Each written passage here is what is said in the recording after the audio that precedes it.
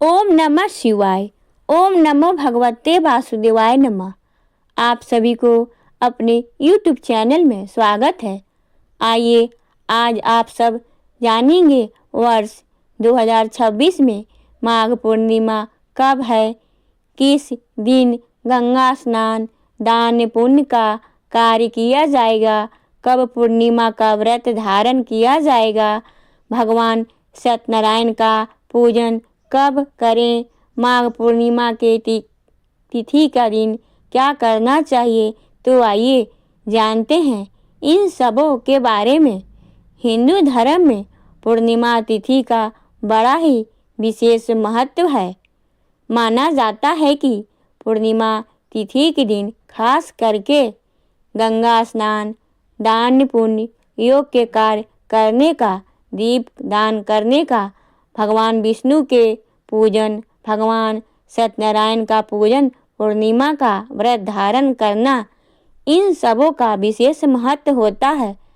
वहीं पे माघ पूर्णिमा तिथि के दिन खास करके माघ के महीने में जो कि प्रति दिन गंगा स्नान किया जाता है, तीर्थों में संगम आदि में जाकर बहुत लोगों को जो कलवास रहते हैं, जो कलवास जो भी करते हैं, उन्हें इस दिन माघ मास व्रत का उद्यापन भी करना चाहिए। खास करके माघ मास की पूर्णिमा के दिन प्रातः काल गंगा जमुना सरस्वती के संगम में अथवा किसी भी नदी में स्नान करके एवं पवित्र होकर उसी क्षेत्र में एक मंडप बना के उसमें भगवान विष्णु की स्थापना करें। ब्राह्मणों को बुलाकर भगवान गणेश अंबिका का पूजन करें। नवग्रह इत्यादि दस्तिकपाल का नवग्रह इंद्राणी दस्तिकपाल देवताओं का पूजन करें, स्थापना करें। इसके बाद भगवान सत्यनारायण का पूजन करें तथा श्रवण करें तथा पश्चात एक वेदी बनाकर वेदी की पश्चिम भाग में बैठकर तिल चावल जौ कुमकुम घी से हवन गुलगुल से घी से हवन करें। इसके बाद ब्राह्मणों का वर्णन करें, उन्हें जो भी अंश अंग वस्त्र हो उन्हें अवश्य ही प्रदान करें। बाद में सर्वभद्री चक्र बनाकर ब्रह्मादि देवताओं का पूजन करके वहाँ कलश के ऊपर स्वर्ण के लक्ष्मी विष्णु की मूर्ति स्थापित करें। ओम इदम विष्णु रीति इन मंत्र से आवाहन करके पुरुषोत्तम के द्वारा मंत्र द्वारा 100 पूजन करें और पलंग के साथ 5 वस्त्रों के तथा ब्राह्मणों को लोटा धोती अंगोछा छाता खड़ाऊँ आसन जनेऊ का जोड़ा अथवा स्वर्ण मुद्रा तिल आदि का दान करें तथा गोदान करके विसर्जन करें। इसके पश्चात गीत कीर्तन आदि रिंग मंगल गाते हुए उत्सव मनाएं। यथाशक्ति ब्राह्मणों को भोजन करवाएं, यथाशक्ति उनको दक्षिणा भी दें।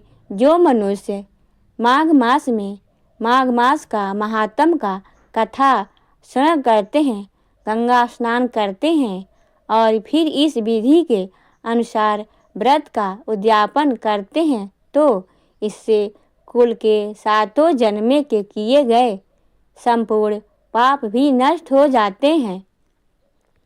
उस मनुष्य को सुख संतति एवं सौभाग्य प्राप्त होते हैं तथा सकल मनोरथ की सिद्धि होती है।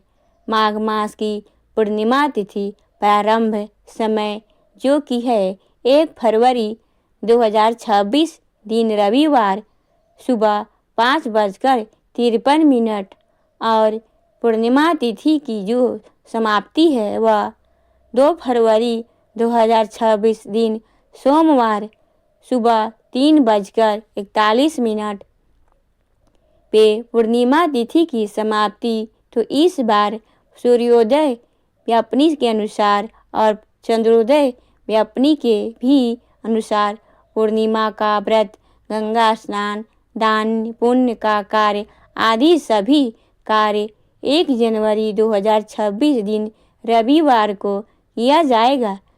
तो जो भी पूर्णिमा का व्रत धारण करने वाले हैं, भगवान सत्यनारायण का पूजन करने वाले हैं, गंगा स्नान दान पुण्य का कार्य करने वाले हैं, तो 1 जनवरी को इन कार्यों को करेंगे। 1 जनवरी को ब्रह्म मुहूर्त का समय 5:33 से सुबह 6:33 तक होगा। सूर्योदय का समय सुबह 6:41 सूर्यास्त 5:43 से होगा।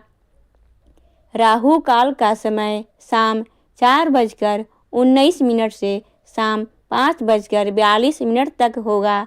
प्रातःकाल पूजा का शुभ मुहूर्त 5:04 से सुबह 6:41 तक होगा। उसके बाद फिर सुबह 8:03 से सुबह 9:26 तक रहेगा। शाम को पूजा का शुभ मुहूर्त 5:42 से 7:19 तक रहेगा। नक्षत्र पूर्ण होगा रात्रि 11:59 तक। उसके बाद अश्लेषा नक्षत्र होगा। योग प्रीति होगा सुबह 10:18। उसके बाद आयुष्मान योग होगा। चंद्रोदय का समय जो कि 1 फरवरी को शाम 7:10 से होगा। पूर्णिमा तिथि के दिन चंद्रमा अपने पूर्ण रूप में होते हैं। चंद्रमा मन को कारक माने जाते हैं, तो इस दिन खास करके शुद्ध और सात्विक का भी भोज पालन करना चाहिए। इस दिन तामसिक वस्तुओं का, नशीले पदार्थों का सेवन बिल्कुल भी नहीं करना चाहिए।